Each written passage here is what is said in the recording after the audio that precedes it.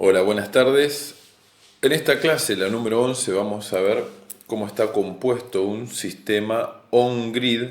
Esos on-grid se llaman aquellos que están conectados a las redes. Ustedes recuerdan que teníamos tres formas de conectar, de encontrar por estos tipos de sistemas. Uno eran los aislados, que son aquellos que están en el medio de la nada y no tienen acceso a la red, es decir, que la única fuente de electricidad es el sol. Los otros son los conectados a las redes, estos llamados on-grid, es decir, que nosotros podemos tener un panel solar en el techo y una parte consumirla en el hogar y otra parte inyectarla a la red. Y están los que se los llaman híbridos, que tienen baterías, como los aislados, y están conectados a la red. Entonces pueden trabajar optimizando ahí el uso del recurso y viendo en qué momentos cargar con el sol, cargar con la red o utilizar las baterías. Esto puede ser mucho más útil en lugares donde incluso la tarifa varíe con el horario. Nosotros en los domiciliarios no tenemos eso, pero en otros lugares la tarifa durante el día puede ser más barata y durante la noche más costosa. Entonces aprovechamos y usamos la red al día y a la noche utilizamos las baterías en estos sistemas híbridos. Volviendo a lo nuestro, ahora vamos a ver exactamente los sistemas conectados a red.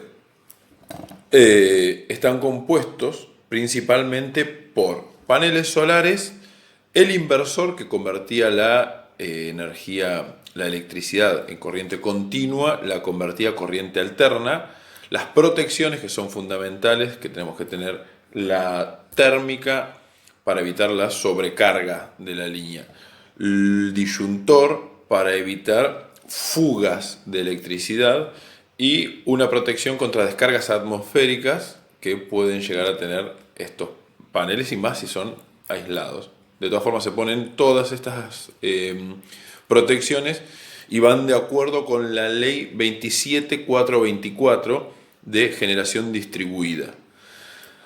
El otro componente son los cables, que los cables que debemos utilizar, por lo menos los que van desde los paneles hasta el inversor, se llaman cables solares, que la única particularidad que tienen es la protección. La vaina está preparada para trabajar a una exposición alta de ultravioleta.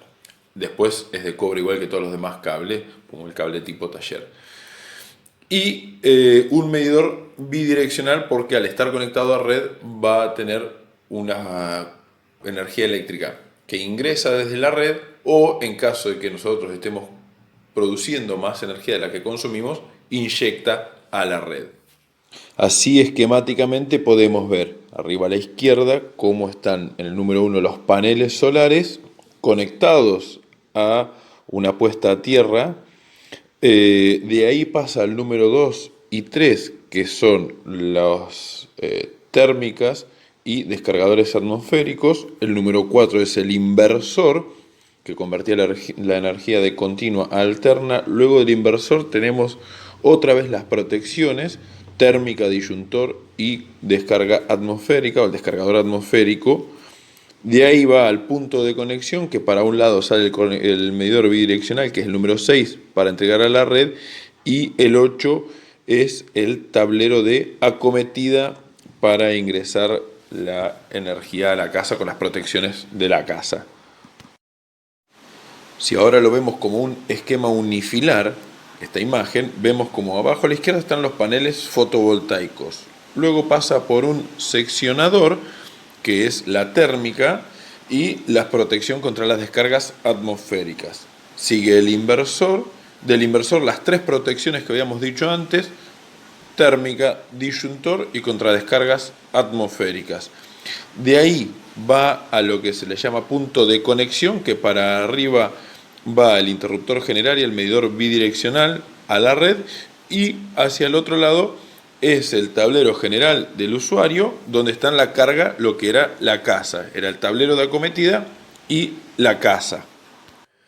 Con respecto a las protecciones, la legislación dice que deben estar sobre las dos líneas, es decir, deben ser protecciones bifásicas para proteger el positivo y el negativo, ¿sí? Y deben prestar atención a si están sobre la línea de corriente continua o la línea de corriente alterna para ver sobre cuál trabajan. Y adicionalmente, el disyuntor diferencial tiene que tener una sensibilidad mayor a 30 miliamperes porque los paneles solares generan una corriente parásita, se le llama, que anda en ese orden. Y si los disyuntores tienen una sensibilidad menor que eso, van a detectar una especie de fuga y van a saltar, van a estar constantemente cortando.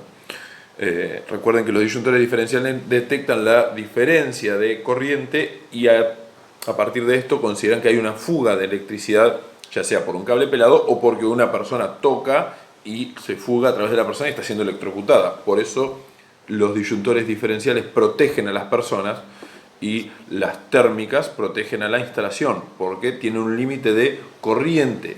A una corriente mayor cortan porque saben que los cables no están diseñados para una corriente mayor. ¿Sí? Lo último que les quería hacer observar es que los cables tienen una caída de tensión, es decir, baja el voltaje en los cables y se calcula con esta fórmula. Esa caída de tensión, ese triángulo con la T es la caída de tensión. Ese valor no puede ser mayor al 1,5% de la tensión nominal de los equipos con los que está trabajando. Y se calcula con esa fórmula que es 2 por la intensidad. Fíjense que si aumenta la intensidad, es decir, aumenta la cantidad de corriente que pasa, cae la tensión. Después, el otro valor es la resistividad del cable. Un cable con alta resistividad me hace caer la tensión. Por la longitud, un cable largo me hace caer la tensión. Y es inversamente proporcional a la sección. Es decir, un cable grueso me hace que la caída de tensión no sea tan grave, ¿sí? Entonces, cuanto más intensidad, cuanto más resistividad o cuanto más largo el cable, peor para mí. Cuanto más grueso el cable, mejor para mí.